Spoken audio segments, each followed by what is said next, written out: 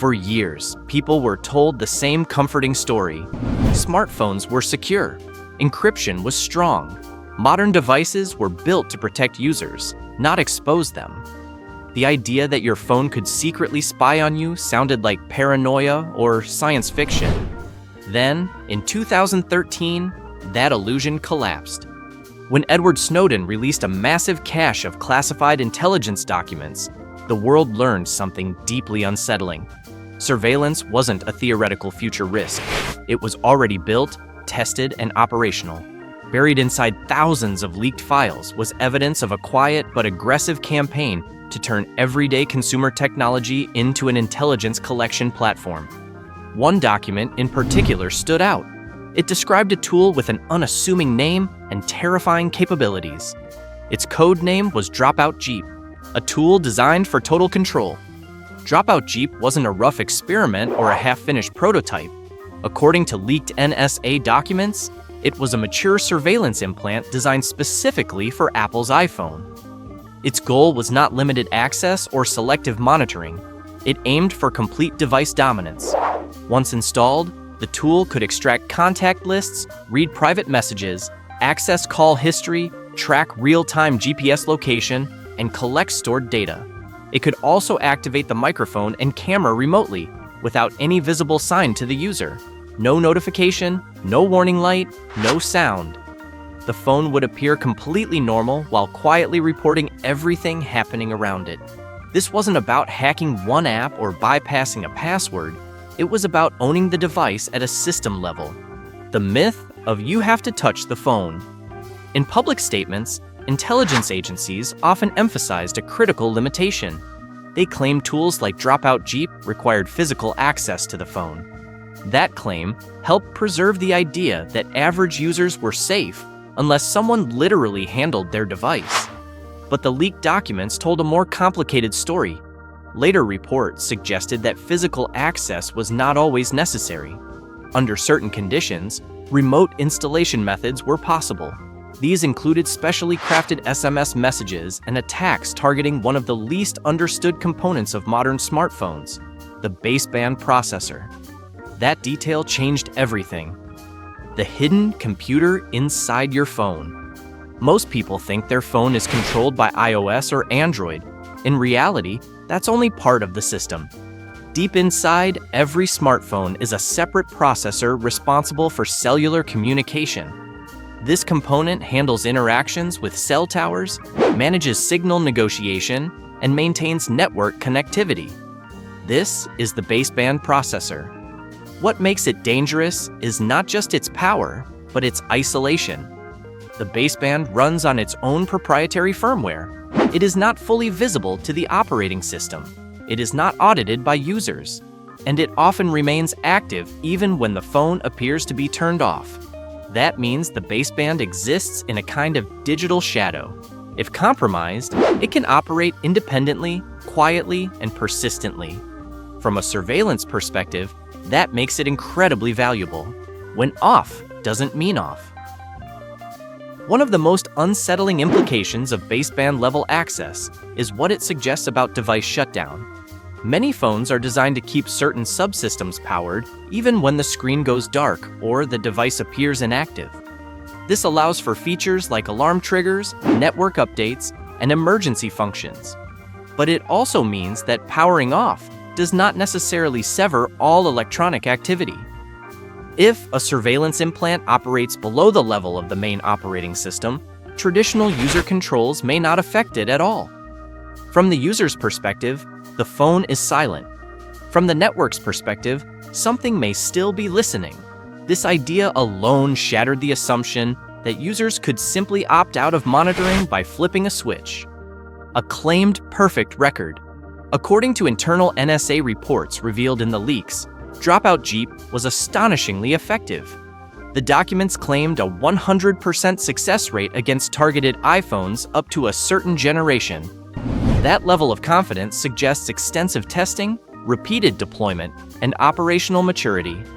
This was not experimental code written in isolation.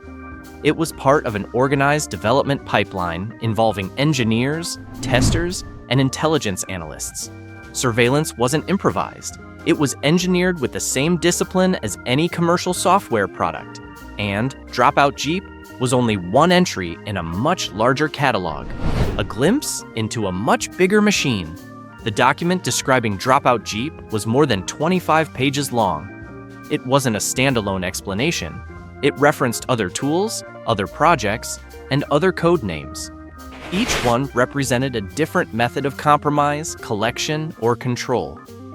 Together, they painted a picture of a vast surveillance ecosystem, one designed not just to monitor suspects, but to exploit the global reliance on personal electronics. The most disturbing part wasn't the existence of any single tool. It was the realization that this was standard practice, routine, documented, scaled. Why smartphones became the perfect target.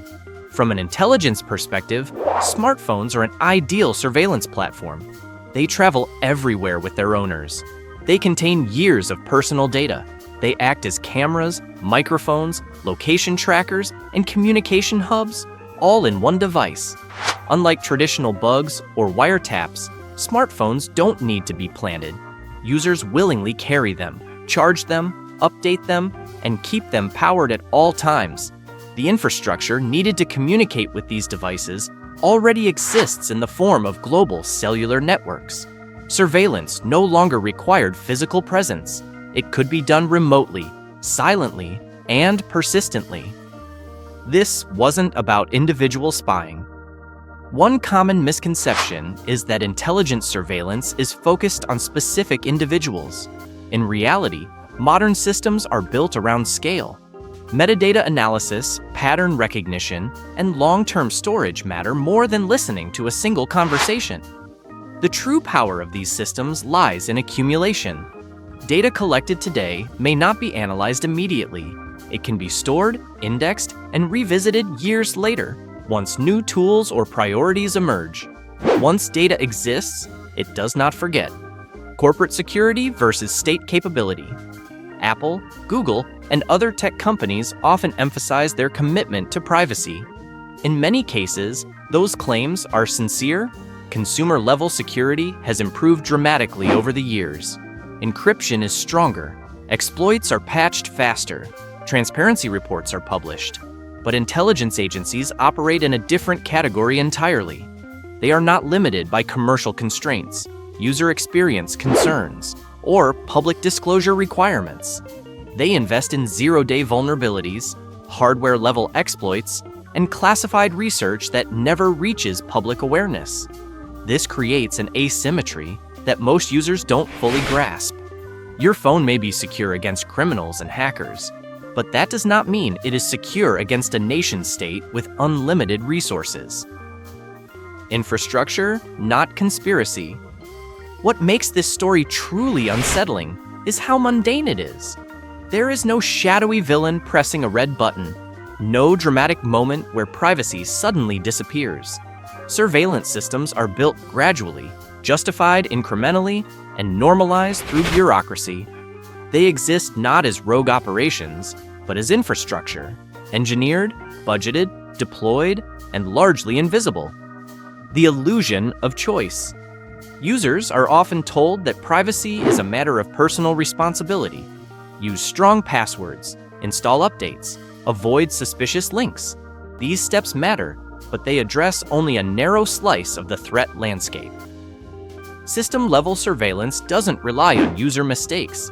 It exploits architectural decisions made long before the phone reaches your hands. Decisions about firmware, hardware abstraction, network control, and update mechanisms. By the time you buy the device, many of those choices are already locked in. What the Snowden leaks really revealed. The most important takeaway from the Snowden revelations is not that surveillance exists. Most people already suspected that. The real revelation was how deeply integrated it had become. Surveillance was no longer an emergency measure. It was a standing capability, maintained, improved, expanded, and embedded into the technologies people trusted most. A question that still has no answer. Today's smartphones are more secure than the models described in the leaked documents. Many vulnerabilities have been closed.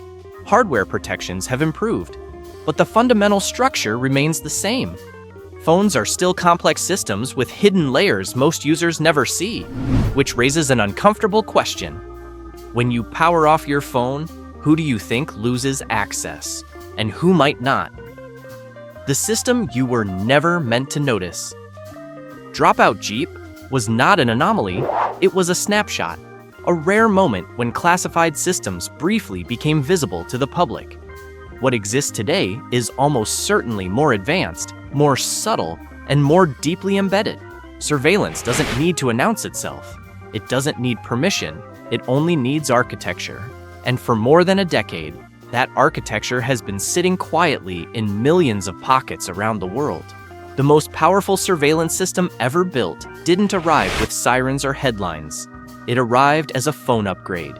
If you want to understand how the world actually works behind the interfaces and marketing promises, make sure you like and subscribe.